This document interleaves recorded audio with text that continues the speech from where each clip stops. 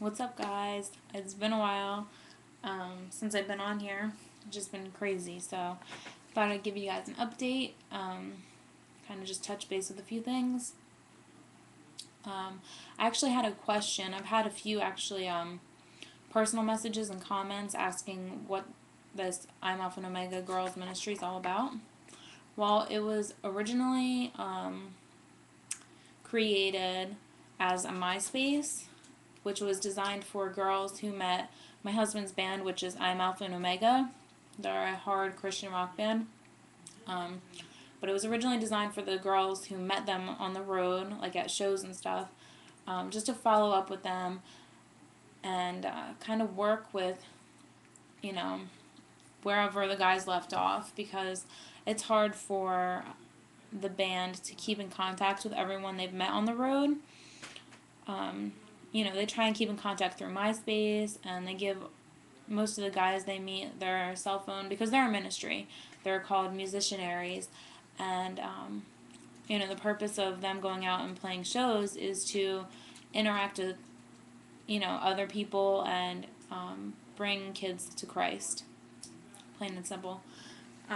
So we created this MySpace, and basically these girls could come to us for guidance, advice, prayer requests, if they need some kind of encouragement, some Bible verses, anything to get them through the daily struggles of life as, teenage girl or, any age.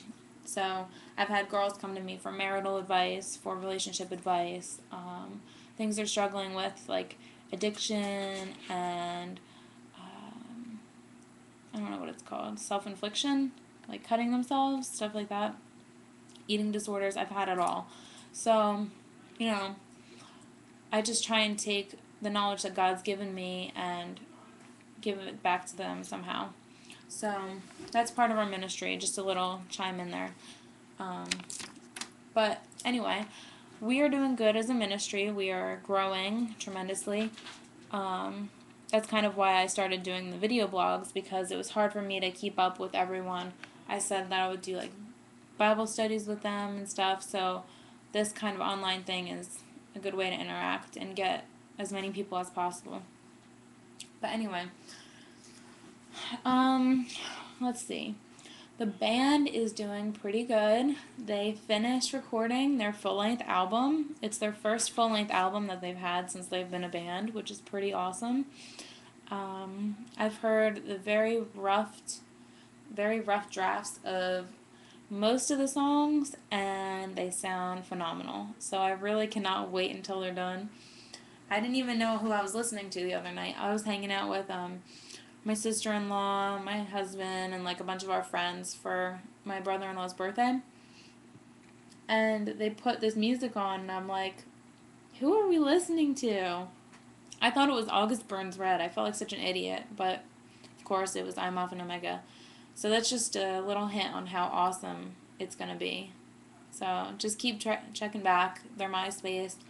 They'll probably do like a CD release show in April or something. That's what I'm thinking, because late spring is always the best. Kids getting out of school and stuff like that.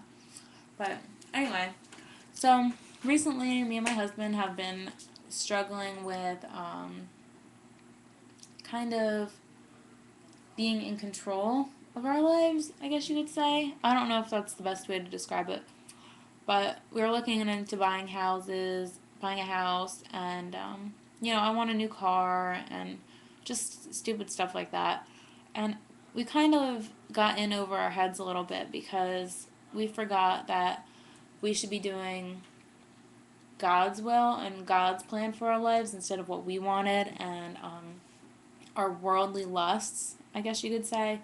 Because right now we're renting a house, and we really thought it would be a good time to buy just because the market's down and stuff. But we totally forgot, sure, we prayed about it and everything, but we kind of forgot what God intended for us and His plan and His thoughts on the whole thing.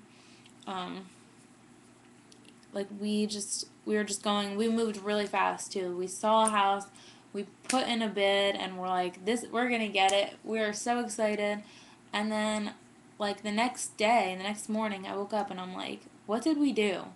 You know, like, we weren't in sync with what God wanted for us. I mean, who knows what he wants for us at this point.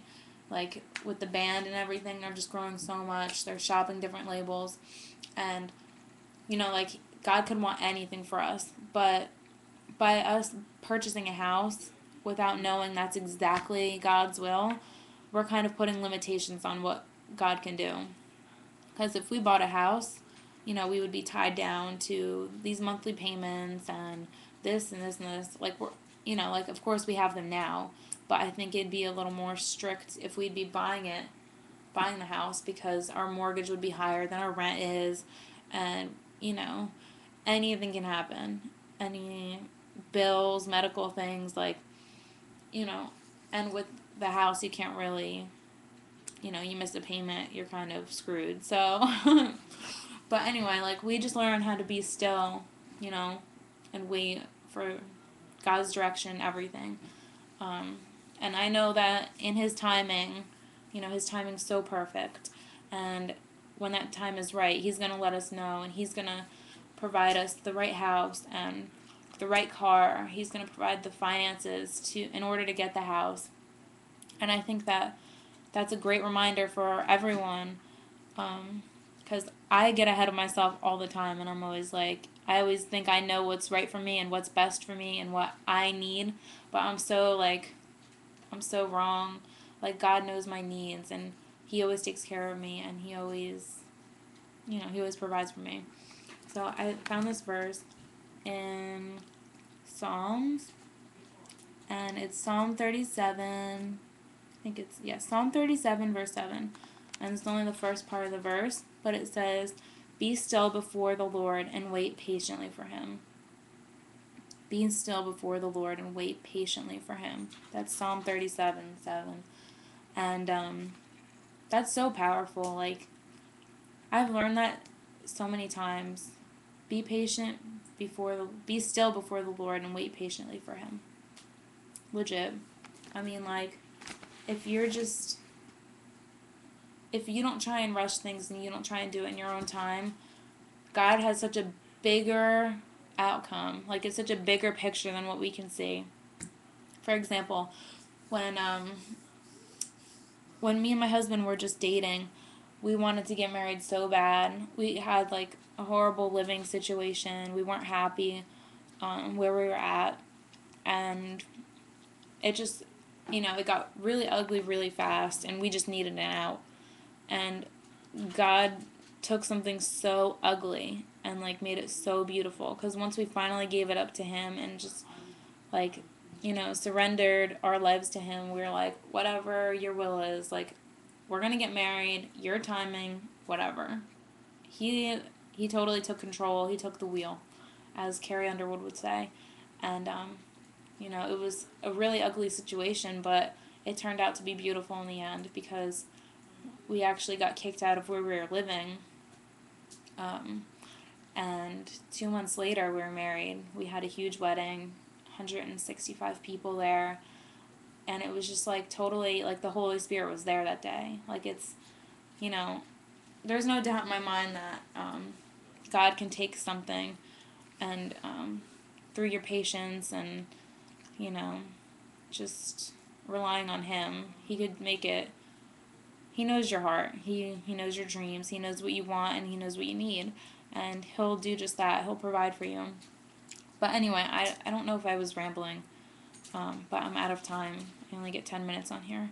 So I'm sorry if that didn't make any sense at all, because I didn't really come into this too prepared.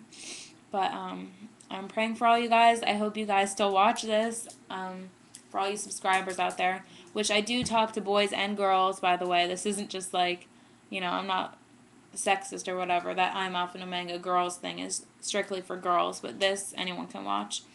So, praying for you. If you need to talk, have any prayer requests, if you need advice or anything, you know who to message. You can just come to me, send me a private message, and I'll do my best through Christ to answer you back. All right. Hope you guys are doing well. Peace.